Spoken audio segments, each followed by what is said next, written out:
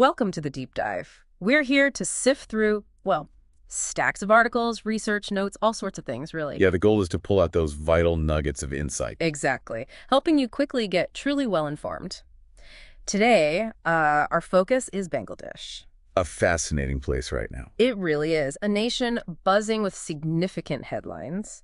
And understanding its internal shifts, its external dealings, it offers crucial insights, into the broader South Asian landscape. Absolutely. We'll navigate everything from, well, high-stakes political drama, economic challenges. Evolving international ties, and some pretty compelling, sometimes disturbing social stories, too. And you might be surprised, actually, to discover how a major global conflict, one that seems really far away, is still creating significant ripples, even in Bangladesh. It's true. Our aim is to cut through all that noise, showing you how these seemingly disparate pieces of information, well, they connect. They paint a complete picture of what's shaping Bangladesh's future. And we're especially keen to highlight how global events are increasingly interwoven with local realities. Right.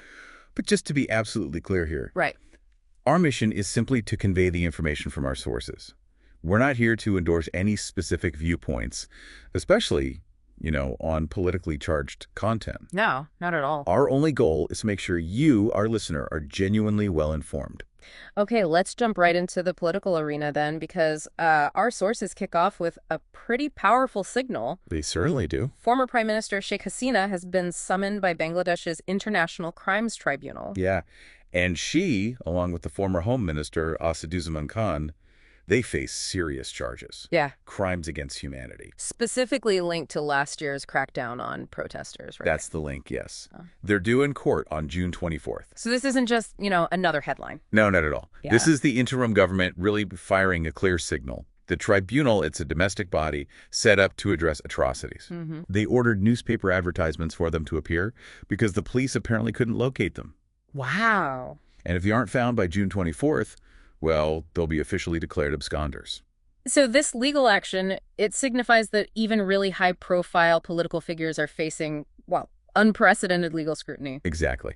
And that's a move that could either, stabilize things or maybe further destabilize Bangladesh's path towards early elections.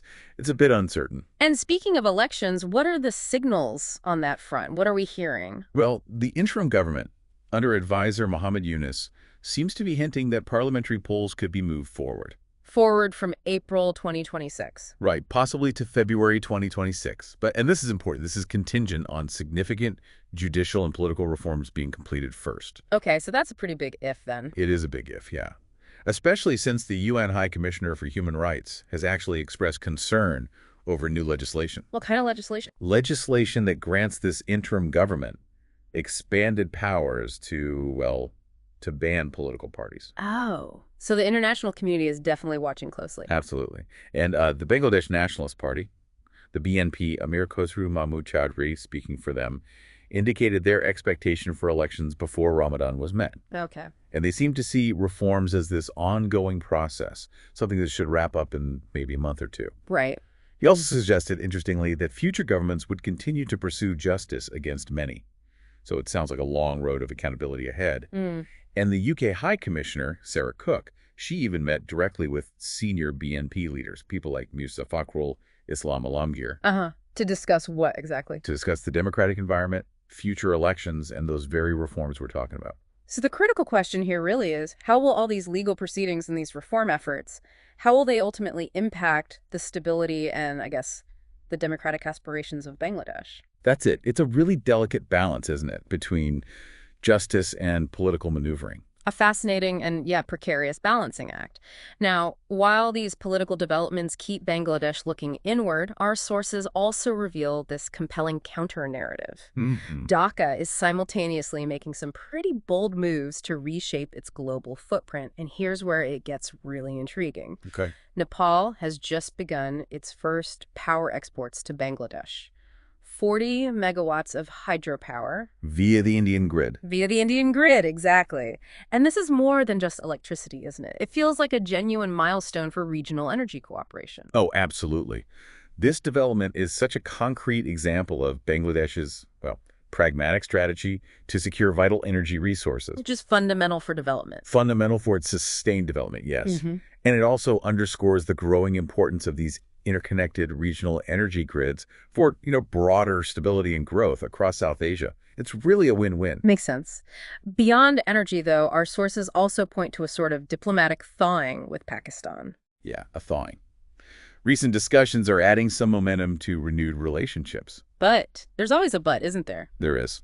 Bangladesh has been very explicit that Pakistan must address the lingering issues from 1971. The war-era issues. Exactly, and owed reparations. So yes, a thawing, but with very firm historical caveats attached. The complexity of that Pakistan relationship is it's profound, isn't it, given those unresolved historical wounds? Yeah, it really is. It's a delicate dance between trying to normalize relations and, at the same time, upholding historical justice. Mm-hmm. And what's equally significant, I think, is that under the interim Prime Minister Yunus, analysts are identifying a pretty distinct shift in Bangladesh's foreign policy. A shift how? Well, the country seems to be actively diversifying its alliances, looking beyond its traditional partners. Okay. There's a noticeable geopolitical pivot, particularly towards China, it seems, and other new partners as well. So what does that strategic pivot, what does that actually mean for Bangladesh's traditional allies? And I guess its overall role in South Asia. Well, it's pretty clear signal, I'd say. Bangladesh is actively seeking to broaden its foreign policy options, reduce perhaps over-reliance on any single power. Right. Makes strategic sense. It does. And this isn't just about trade. It's about maximizing both economic and strategic benefits in, well, what is clearly a multipolar world now. Yeah. It undeniably introduces new dynamics into those regional power plays.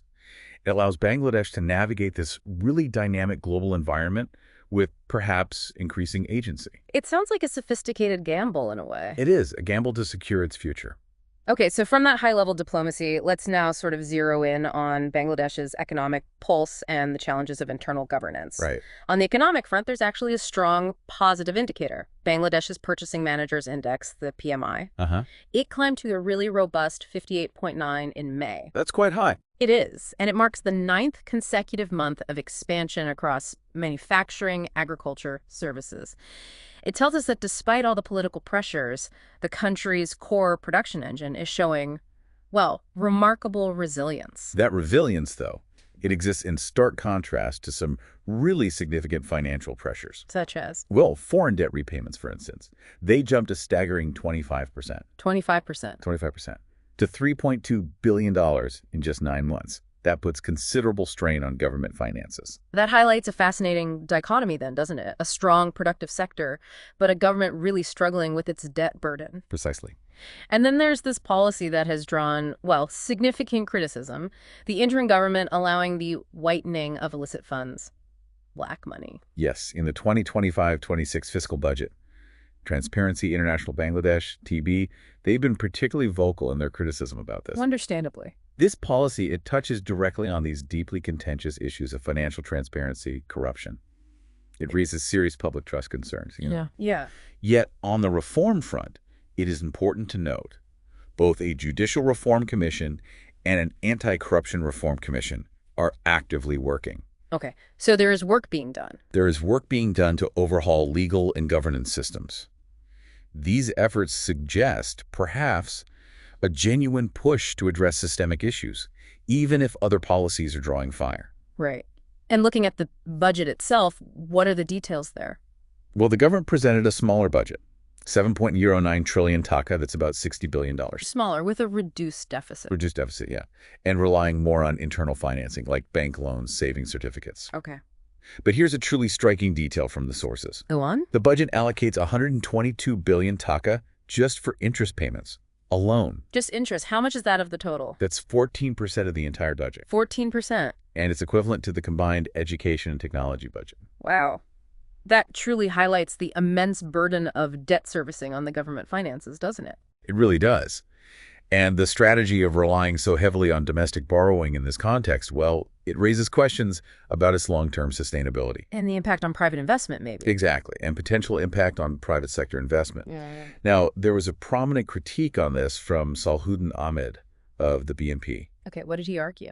He argued that increased import dependence, which he blames on past government policies favoring, quote, oligarch groups, He says that exacerbates the decrease in the taka dollar value, and that hits the poor disproportionately hard. Oh, so what's his solution? He advocates for stronger social security nets, reducing that import dependence, and really focusing on developing domestic resources. So a very clear alternative perspective on how to tackle these economic pressures. Precisely. And it also brings into focus the challenge, of securing foreign funding, given the global economic conditions and Bangladesh's current repayment capacity. Yeah. It really prompts the question, how will Bangladesh ultimately balance this urgent need for economic growth with the demands for fiscal responsibility and, importantly, greater transparency from its citizens and international partners? It's a huge balancing act.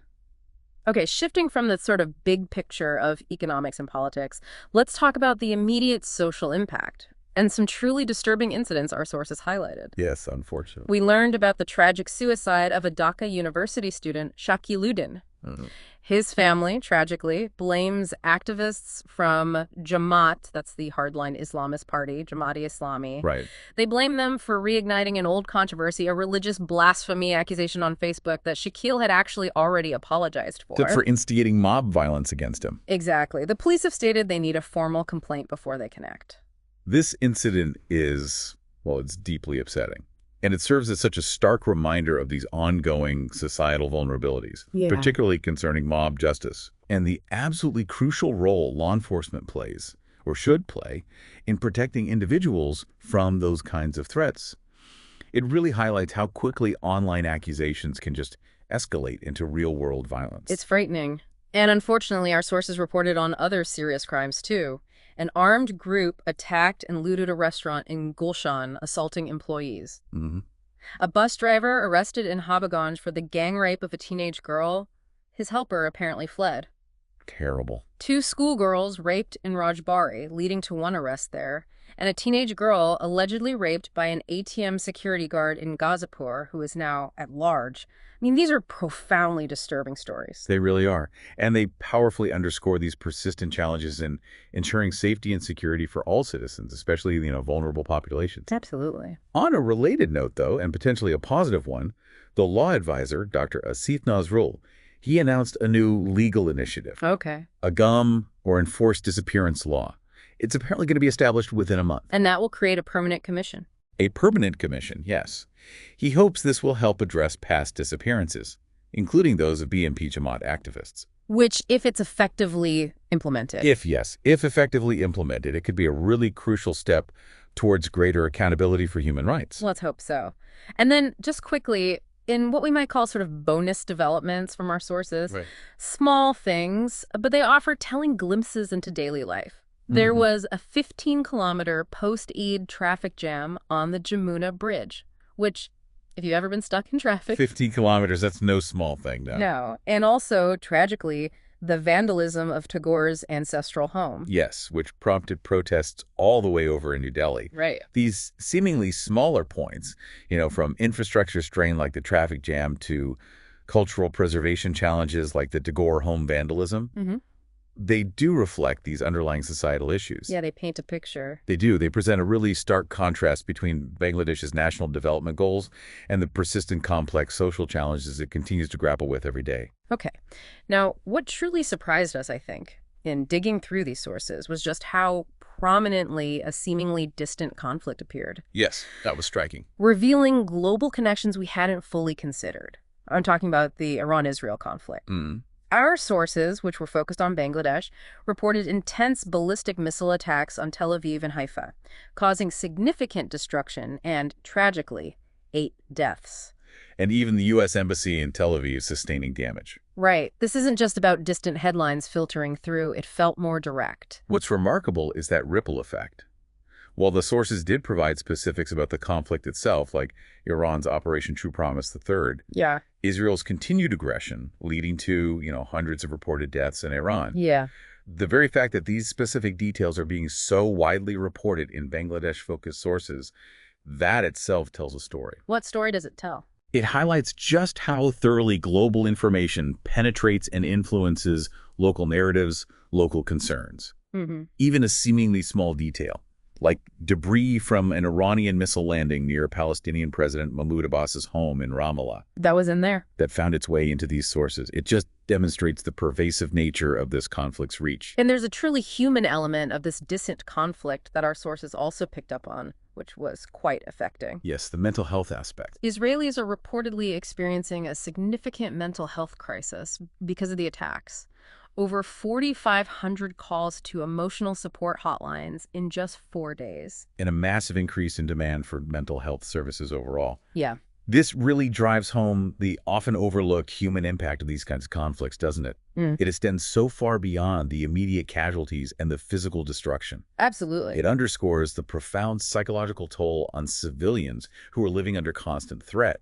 And this raises, I think, an important question for all of us, really, which how do such distant, high-intensity conflicts actually impact global stability?